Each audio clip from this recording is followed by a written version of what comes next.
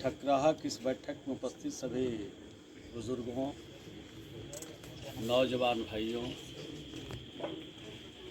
त्रिस्तरीय पंचायत के हमारे सभी जनप्रतिनिधिगण और इस क्षेत्र के लोकप्रिय नौजवान विधायक भाई रिंकू सिंह जी और जनता दल के जिला अध्यक्ष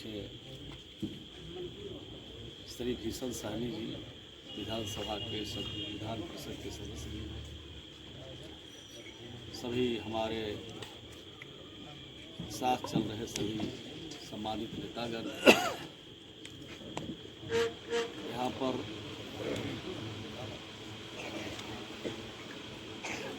आज पहली दफ़ा आने का अवसर मिला ठकराहा में, और मुझे मालूम नहीं था कि 7 बजे जब पहुँचेंगे ठकराहा तो वहाँ लोग रहेंगे या नहीं रहेंगे, ये मुझे मालूम नहीं था। क्योंकि 3 बजे का कार्यक्रम अगर 7 बजे हो और वो भी बहुत अत्यंत दुर्गम इलाके में हो, लेकिन यहाँ के लोग बड़ी तादाद में उपस्थित हैं। आप प्रमुख साथी जितने लोग हैं सभी लोग उपस्थित हैं। कई सवाल खड़े किए गए हैं। अभी तो चुनाव है,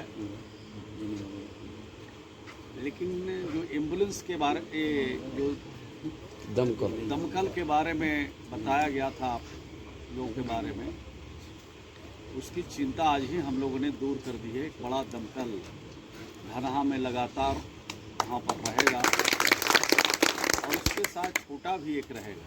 यह नहीं कि एक ही रहेगा।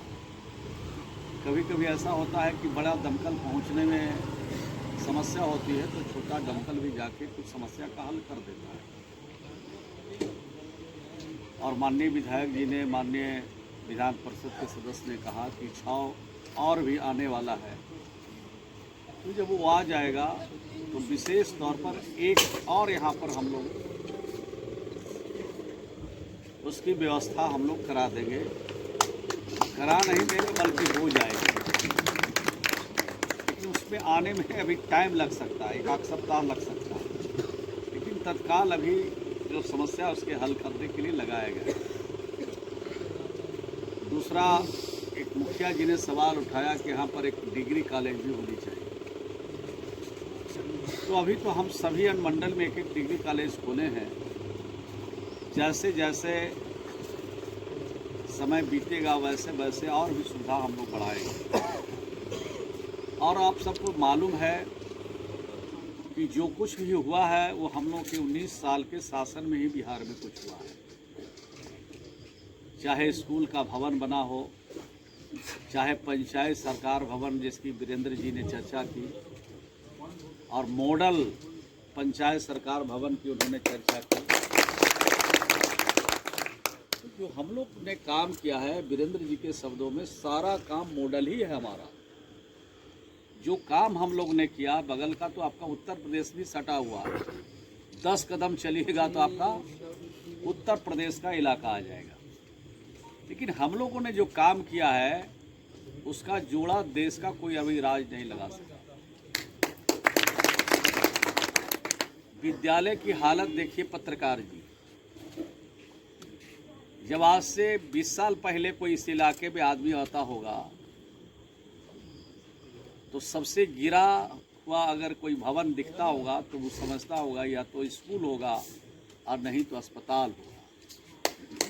आज अगर गांव के बड़े आदमी से भी बेहतर अगर घर किसी का बड़े आदमी का है और उस गांव में विद्यालय है, तो बड़े आदमी के घर से बेहतर आज स्कूल का भवन भी 2 मंजिला झलकता है। लेकिन तो परिवर्तन हम ही लोग के समय में हुआ, और आपकी आशा जो हम लोग की तरफ लगी हुई है, आपकी चाहत बनी हुई है, तो किससे बनेगा? हमसे ही बनेगा। तो हम लोग बहुत सारा काम किए। बिहार देश का पहला राज्य है जहां हम लोगों ने सबसे पहले घर घर में बिजली पहुंचा दिया। यह नहीं कहते कि दूसरे राज्य में नहीं था, लेकिन हर घर में बिजली पहुंचाने वाला देश का पहला राज्य बिहार। 30,000 से ज़्यादा बेटियों को हम लोगों ने, लड़कियों को हम लोगों ने पुलिस की सर्विस में, पुलिस की सेवा में भर्ती किया है। इतना भर्ती पूरे देश के किसी राज्य में आज तक महिलाओं की इतनी संख्या, लड़कियों की इतनी संख्या नहीं है। ये नल जल जो हम लोगों ने ग्राम पंचायतों के माध्यम से कराया, 7 निश्चय कराया, जो हमारे जनप्रतिनिधि लोगों ने, देश के प्रधानमंत्री जब ये शुरू किया था हम लोगों ने, तो देश के प्रधानमंत्री आदरणीय नरेंद्र भाई मोदी ने कहा था कि बिहार के जो नल जल की योजना है उसको हम पूरे देश में लागू करेंगे, और उन्होंने पूरे देश में इसको लागू किया। इसका मतलब ये था कि कहीं नल जल था और कहीं नहीं था, और बिहार में तो बिल्कुल ही नहीं था। बिहार में नल जल जो चालू किया हम लोगों ने 2016 से, कितने लोग नल का पानी पीते थे? मात्र 6% आदमी नल का पानी पीता था, और बाकी लोग, अब जिनका विधायक जी से, MLC साहब से, मुखिया जी से संपर्क रहता था, वो चापा नल का पानी पीते थे। और जिनका संबंध इन लोगों से नहीं है, नेताओं से नहीं रहता था, जनप्रतिनिधियों से नहीं रहता था, वो आदमी कुएं का पानी पीता था। और कुएं का पानी जब बीमार हालत में होता था आदमी, तो कुएं का पानी को गर्म करके वो पीता था। उन दिन भी हम लोग देखा है। और कुछ लोग गरीब ज़्यादा जो लोग होते थे, वो तालाब का पानी और नदी का पानी पी करके जिंदगी बसर करते थे।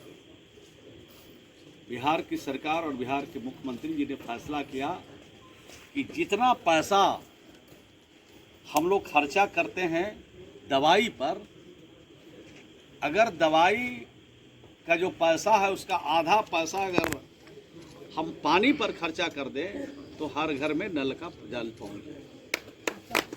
97-98% घरों में नल का लगभग जल पहुँच गया है। अब जल पहुंचा है तो कहीं पाइप फट गया, कहीं टूटी उखाड़ ली, कहीं तरह तरह की बीमारियां भी उसमें आई है। तो उन बीमारियों को भी दुरुस्त करने के लिए 7 निश्चय 2 में उसकी योजना ली गई है, और वो भी काम हो जाएगा। तो हर क्षेत्र में हम लोगों ने काम किया। यहाँ 60 वर्ष वाले लोग भी बैठे। बिहार देश का पहला राज्य है जहाँ जिनकी उम्र 60 वर्ष हो जाएगी उनको हम वृद्धजन योजना, मुख्यमंत्री वृद्धजन योजना चला करके उनको भी हम 400 रुपया देते हैं। ये योजना दूसरे राज्य में भी है, लेकिन जिसका गरीबी रेखा में नाम है उसी को मिलता है वृद्धजन योजना का लाभ। लेकिन बिहार में कानून बनाया और कहा गरीब है, अमीर है, छोटा है, बड़ा है, किसी जाति, किसी धर्म, किसी मजहब का मानने वाला है, अगर वो वृद्ध हैं 3 कागज उनके पास होना चाहिए। वोटर ID कार्ड होना चाहिए, आधार कार्ड होना चाहिए, और बैंक में खाता होना चाहिए। आज अगर RTPS सेंटर पर जमा कीजिएगा, कागज सही है आपका, तो इस महीने को छोड़ करके अगले महीने में 400 रुपया आपके खाते में जाना शुरू होगा। और बताएं कि जिस समय ये कानून बना उस समय 36,86,000 जो वृद्धजन बिहार में थे उनके खाते में 400 रुपया हम लोगों ने एक महीना के बाद दूसरे महीने में जाना शुरू किया। आज बिहार में 41 लाख ऐसे वृद्धजन को हम पेंशन दे रहे हैं जो उम्र से 60 वर्ष हो गया है, किसी जाति, किसी धर्म, किसी मजहब के हों, पैसे वाले हों, निर्धन हों, उसकी चिंता करने की ज़रूरत नहीं है। ये काम बिहार में हम लोग सरकार ने किया। एक किसानों के बारे में एक कानून हम लोगों ने बिहार में बनाया। पूरे देश में जो हमारे किसान हैं वो अपने खेतों में जब फसल लगाते हैं तो वो जो है बीमा कराना पड़ता है, कंपनी उसकी बीमा करती है, सरकार उसको के माध्यम से, और सरकार तय करती है कि कौन कंपनी किस राज्य में काम करेगा, तो बीमा करते हैं। तो जो प्रगतिशील किसान हैं, जानकार हैं, वो बीमा कराते हैं। लेकिन बिहार का 80% किसान बीमा के बारे में जानता ही नहीं। 20% लोग जानते थे, मुख्यमंत्री ने कहा ये प्राकृतिक आपदाओं से हमारा बिहार का किसान मरमाहत हो रहा है, परेशान हो रहा है। कानून बनाया कि बिहार में जो किसान बीमा कराना चाहते हैं करावें, उससे हम लोगों को कोई मतलब नहीं है, करा सकते हैं, कोई रोक टोक नहीं है। लेकिन जो प्राकृतिक आपदा से हमारे किसान के लगे हुए फसल को अगर नुकसान पहुंचता है, धान का फसल, गेहूं का फसल, गन्ने का फसल, कोई एनी फसल, तो उसकी समीक्षा करते हैं हम। और समीक्षा करने के लिए कोई बहुत बड़ा अधिकारी पटना से नहीं आता है। समीक्षा आपके जो ग्राम पंचायत में हमारा काम करता है, ये जो कृषि सलाहकार है, कृषि समन्वयक है, वो उस समीक्षा करता है कि वीरेंद्र बाबू के यहाँ कितना एकड़ में इनका धान का लगा हुआ है, कितना नुकसान हुआ है, उसकी समीक्षा करके रिपोर्ट करती है और सरकार के पास ये जाती है और सीधा सरकार से पैसा उनके खाते में चला आता है जो आपकी क्षतिपूर्ति होती है।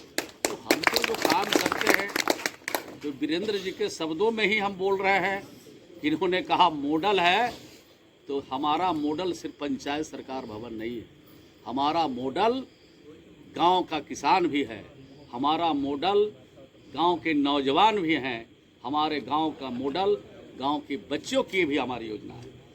कोई सरकारी स्कूल में पढ़ने वाला किसी जाति का, किसी धर्म का लड़का हो लड़की हो, उसको हर प्रकार की हम सुविधा देते हैं। चाहे उनको छात्रवृत्ति भी देते हैं, हम उनको किताब के लिए भी पैसा देते हैं, उनके पोशाक के लिए भी पैसा देते हैं, उनको नवम क्लास में पहुंचने पर साइकिल का भी पैसा देते हैं 3000। इंटर में लड़कियां किसी जाति, किसी धर्म, किसी मजहब का पास करती है, फर्स्ट डिवीजन से तो 10,000 प्रोत्साहन राशि देते हैं। उसके आगे अगर इंटर पास कर जाती है तो 25,000 देते हैं। उससे आगे और पास कर जाती है, ग्रेजुएशन कर जाती है तो 50,000 देते हैं। और अगर ये गरीब के बच्चे पैसे के अभाव में उस शिक्षा प्राप्त नहीं करने पाते हैं, उनके लिए 4 लाख रुपया के स्टूडेंट क्रेडिट कार्ड देते हैं। तो ये सारी जो योजनाएं हैं ये किसके लिए? गांव के लिए है, गांव के लोगों के लिए है, और गांव के लोग इसका ज़्यादा लाभ उठा रहे हैं। शहर के लोग तो उठाते ही रहते हैं हमेशा लाभ, आज़ादी के बाद शहरों में रहने वाले ही ज़्यादा लाभ उठाए। लेकिन नीतीश कुमार जी का जब से शासन आया तब से गांव और गांव के जो गरीब लोग हैं उनके लिए सारी चीज़ें हम लोगों ने किया, उनको भी लाभ मिला, गांव के किसानों को भी मिला, गांव के मजदूरों को भी मिला, गांव के बच्चों को भी मिला। अभी आपदा से हमारा बहुत नुकसान हो रहा है, मरमाहत है हम लोग भी। मुख्यमंत्री हमेशा कहते हैं कि ये जो आपदा आती है तो आपदा पर पहला अधिकार किसका है? तो बिहार के लोगों का है। आपदा अगर किसी के पास पहुंच गया, किसी तरह से उनको दिक्कत पहुंच रही है, तो पहला काम है उनकी खिदमत करना, सेवा करना। और आज ही मैंने जब डीएम से बात किया तो पता चला कि जो मृतक परिवार है उनको 4-4 लाख रुपया का मुआवजा का उनको चेक पहुंच गया है। और भी जो सुविधाएं उनको दे दी है वो भी देंगे। और जो मकान गिरे हैं ऐसे तो आपदा विभाग से भी बनता है, लेकिन हमने अधिकारियों को कहा है, वीडियो को हमने निर्देशित किया है कि आप उसकी सूची तैयार कीजिए। प्रधानमंत्री आवास में अगर उसमें नाम शामिल है तो उस सूची से हम बनाएंगे। और अगर आपदा विभाग से पैसा आने में देर होगी तो हम लोग मुख्यमंत्री योजना जो ग्रामीण चलाते हैं आवास योजना, उससे भी हम उनको आच्छादित करेंगे। तो पहला अधिकार जो राज्य का खजाना है उस पर आपदा पीड़ित का है। ईश्वर करे, भगवान करे कि आपदा किसी के सामने नहीं आए, लेकिन अगर आ जाती है तो राज्य के खजाने पर उसका पहला अधिकार है। जो बातें कही है आपने कि अगर उनको अभी तक कोई सहायता नहीं मिली है और सहायता जो सरकार द्वारा मुकर्रर है, जो नियम में है, उसको सहायता आज से कल तक पहुंचा देने की पूरी तरह से कोशिश की जाएगी। किसी भी कीमत पर वैसे परिवार को अकेला नहीं छोड़ा जाएगा। हमारे मुख्यमंत्री जी हमेशा कहते हैं कि हमारा बिहार पूरा परिवार है, हमारे लिए पूरा परिवार है बिहार, और हमारे पूरा परिवार का कोई व्यक्ति आग से पीड़ित है, कोई परेशान है, दिक्कत में है, तो उसके लिए सरकार सीधा उनको अपने परिवार की तरह सेवा करेगी, खिदमत करेगी और उनका जो आपदा से नुकसान हुआ है उसके लिए जो कुछ भी करना पड़ेगा हम लोग करेंगे। तो ये बात आपसे शेयर किया। अभी और जाना है, कल नालंदा में भी नॉमिनेशन है। हमने कहा था 6 बजे तक छोड़ दीजिएगा माननीय विधायक जी को, तो 7 तो ही बज गया। अभी शायद एक जगह और जाना है और उसके बाद जाना है। हमको 5 घंटा तो ज़रूर नालंदा जाने में लगेगा, 6 घंटा। तो आप बड़ी तादाद में यहाँ उपस्थित हैं। मुझे विश्वास और भरोसा है कि आप सब मिलजुल करके एनडीए के जो हमारे सुनील कुशवाहा जो उम्मीदवार हैं उनको आप जिताइएगा। इसमें से नए और पुराने चेहरे भी हैं, बहुत लोग जानते हैं, बहुत लोग नहीं भी जानते हैं, लेकिन इतनी बात मैं ज़रूर जानता हूं कि आज दिन भर और कल परसों 3 दिन से मैं यहाँ हूँ। 3 दिन में जो हमने फिजा देखा है, लोगों के मन में जो उत्साह देखा है, लोगों के मन में जो संकल्प देखा है, वो एनडीए के पक्ष में देखा है, नीतीश कुमार जी और नरेंद्र भाई मोदी के पक्ष में देखा है। और 25 तारीख का इंतजार है। जिस दिन 25 तारीख होगा, एक एक व्यक्ति तीर का बटन दबाएगा और यहाँ से भाई सुनील जी को जिताएंगे। यही कहते हुए अपनी बात को समाप्त करता हूँ। अब की बार एनडीए 400 पार, अब की बार एनडीए 400 पार, अब की बार एनडीए। माननीय मंत्री महोदय।